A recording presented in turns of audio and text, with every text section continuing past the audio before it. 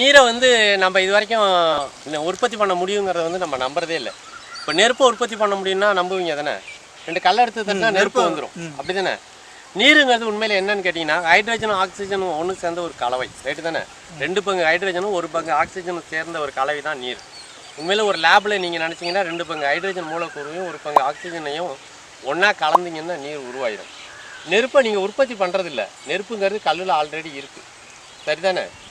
நெருப்புங்கிறது உண்மையிலே இருக்குது. நீருங்கிறது உற்பத்தி பண்ணக்கூடிய ஒரு பொருள்.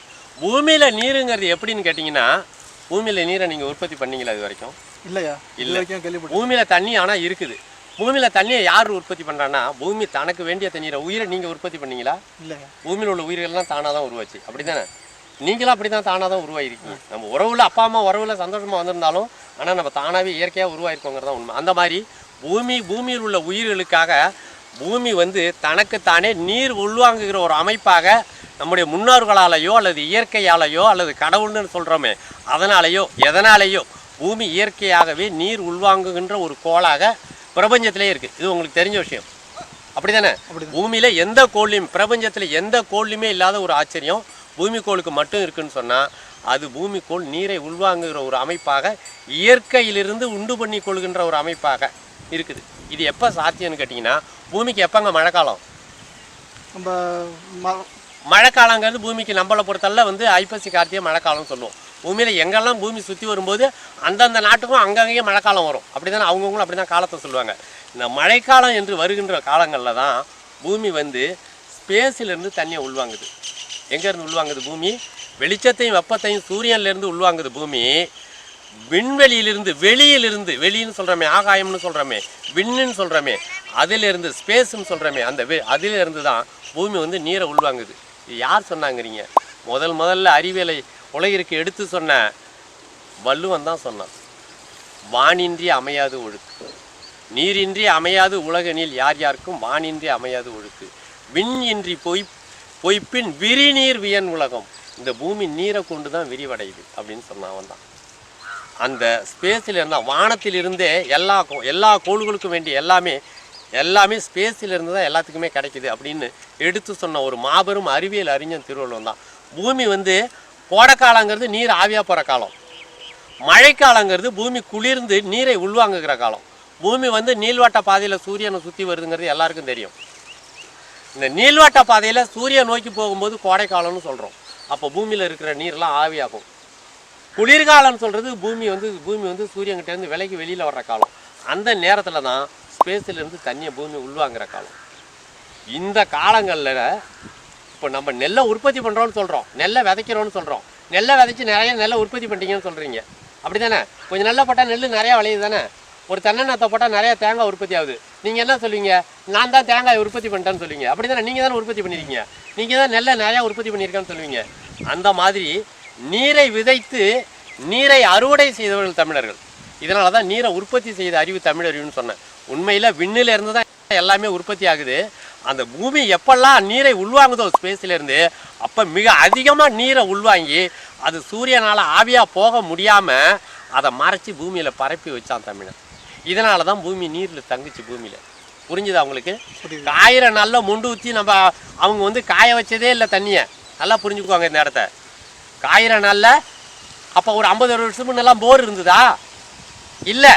இப்போ நம்ம தான் பூமியை உறிஞ்சி ஓட்டை போட்டு ஊற்றி காய வைக்கிறோம். காயிற நாளில் அப்போ பூமியை நல்லா காய வச்சாங்க அவங்க.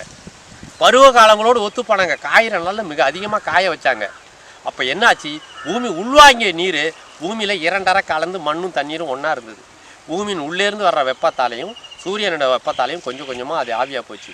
அடுத்த மழைக்காலம் வரும்போது மிக அதிகமாக பூமியில் மிகப்பெரிய நிலப்பரப்பில் அதுக்கு பேர் வரப்பு எடுத்து நீரை நிறுத்துறாங்க. அதுக்கு பேர் மருதம்னு பேர். பூமியை 5ஆக பிரித்தாங்க தமிழர்கள். குறிஞ்சி, முல்லை, மருதம், நெய்தல், பாலைன்னு. அதில் மருதங்கிற ஒன்று தான் செயற்கை. இது வந்து வரப்பெடுத்து நீரை நிறுத்துகிற இடம், வயலும் வயல் சார்ந்த இடமும். மிக உயரமான வரப்புகள் எடுத்து மிக அதிகமாக பெய்கிற நீரை மிக அதிகமாக பூமியிலேயே நிறுத்தி நீரை உள்வாங்குகிற அமைப்பாக பூமியை மாற்றினார்கள். இதனால தான் பூமி குளிர்ச்சி அடைஞ்சிது. பூமியில் மிக அதிகமாக நீர் உருவாச்சு. இந்த உயரமான வரப்புகள் மீண்டும் மீண்டும் நீராவியை மிக அதிகமாக உற்பத்தி பண்ணிச்சு கோடை காலத்தில். ஏன்னா கோடை காலத்தில் இவங்க தண்ணியை முண்டு மேலே ஊற்றி காய வைக்க மாட்டாங்க.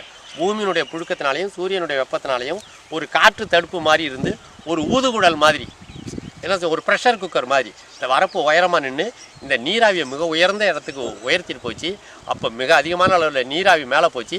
வெயில நாளில் இது என்னாச்சு, மிக அதிகமான குளிர்கின்ற காலங்களில் மிக அதிகமான நீரை வந்து பூமி மீண்டும் மீண்டும் உள்வாங்குச்சு. இதனால் பூமி ஒரு நீர் கோலமாகவே மாறுச்சு. இது வந்து ஆரம்பத்தில் செய்யப்பட்ட ஒரு செயற்கை. பூமி சூரியக்கோளிலிருந்து பிரிஞ்சு வரும்போது நெருப்பு கோளாக தான் பூமி வந்துச்சு. காலப்போக்கில் பல கோடி ஆயிரம் ஆண்டுகளுக்கு பிறகு தான் பூமி நீர் உள்வாங்கிற அமைப்பாக மாறுச்சு. அதன் பிறகு அந்த நீரை கட்டமைப்பதற்காகவே நெல் என்ற ஒரு பயிரை தமிழர்கள் கையில் எடுத்தாங்க. அந்த நெல் தண்ணியிலேயே நின்று தண்ணியிலேயே விளையிற பொருளாக இருந்தது. அது மழை பொழிகிற காலங்களில் மிக அதிகமாக நீரை உள்வாங்கி விளையக்கூடிய ஒரு தானியமாகவும் அது இருந்தது. இது மாதிரி சமவெளி பிரதேசங்களில் பூமி எங்கும் தெற்காசிய நாடுகள் பூராவும் தமிழன் கண்டுபிடித்த அந்த நெல் பயிரிடப்பட்டு நீரை விதைத்து நீரை அறுவடை செய்கின்ற அந்த மாபெரும் அறிவியல் அறிவை தமிழர்கள் தான் கண்டுபிடிச்சாங்க. அந்த அறிவை நம்ம மறந்ததால தான் இன்றைக்கி பூமியில் தண்ணி அத்து போச்சு. தண்ணியை உறிஞ்சி மொண்டு ஊற்றி காயிற நாளில் மிக அதிகமாக தண்ணியை காய வச்சுட்டோம். அது மீண்டும் நீராவியாக மாறி குளிரவே இல்லை. ஏன்னா ஆவியாக போகிற நாளில் நம்ம தண்ணியை ஆவியாக அடிச்சிட்டோம். பதிலுக்கு குளிரை உள்வாங்கிற நாளில் பூமியை மிக பெரும் அளவில் நீரை உள்வாங்கிற அமைப்பாக நம்ம செய்யவே இல்லை. பூமியில் இயற்கையாக மழை பெய்யும்போது மேட்டிலேருந்து பள்ளத்தை நோக்கி தண்ணி ஓடிடும், அப்படி தானே?